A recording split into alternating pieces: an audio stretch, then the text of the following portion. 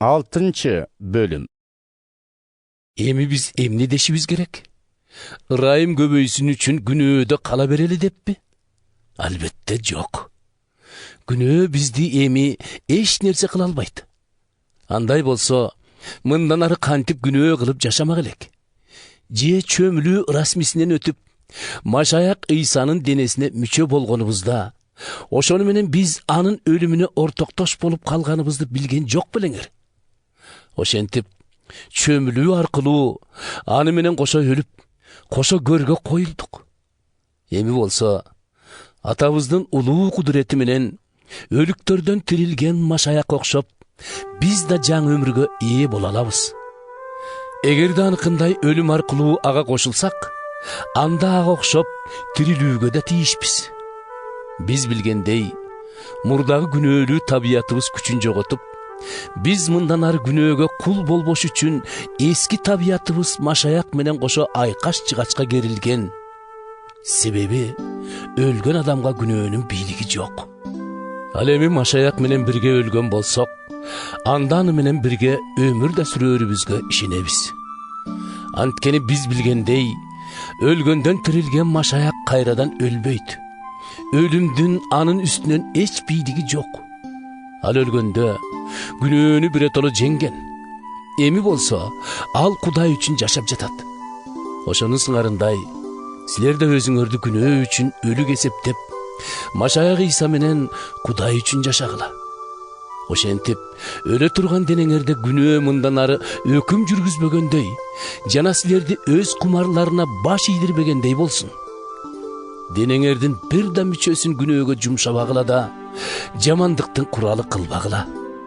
Андан көрө өлүмдөн өмүргө өткөн өзүңөрдү Кудайга тапшырып, денеңердин мүчөлөрүн жакшылыктын куралы кылгыла. Өзүңөрдү күнөөгө багындырбагыла. Себеби силер Тоорат мыйзамы боюнча эмес, Кудайдын ырайымы менен жашайсыңар. Анан мыйзам боюнча эмес, ырайым боюнча жашап жатканыбызды билип туруп, күнөө кыла беребизби? Албетте жок. Же өзүңөрдү кимдир бирөөгө кул кылып багындырсаңар, анда кимге баш ийсеңер, ошонун кулу болооруңарды билген жок белеңер?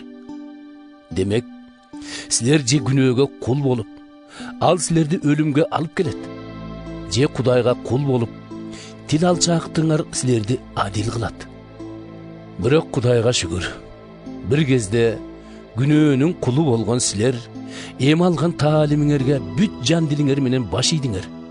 Ошентип, күнөөнүн кулчулугунан бошонуп, силер эми адилдиктин кулдары болдуңар. Алсыз табиятыңарды эске алып, силерге түшүнүктүү болсун үчүн мындай сөз менен айтып жатам. Мурда өз денеңерди ыпластык менен барган сайын күчөгөн кыянаттыкка канчалык жумшасаңар, эми да ыйыкталыш үчүн өз денеңерди адил иштерге ошончолук жумшагыла. Күнөөнүн кулу болгон кезде силер адил жашоого милдеттүү эмес элеңер.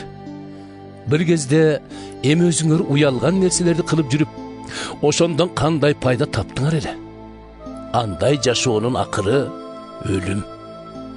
Бирок эми күнөөдөн бошонуп, Кудайга кул болуп калганыңарда, жашооңордун үзүрү ыйыктык, натыйжасы түбөлүк өмүр. Анткени күнөөнүн куну өлүм. Кудайдын тартуусу болсо, эгебиз Машаяк Ыйса менен биримдикте боло турган түбөлүк өмүр.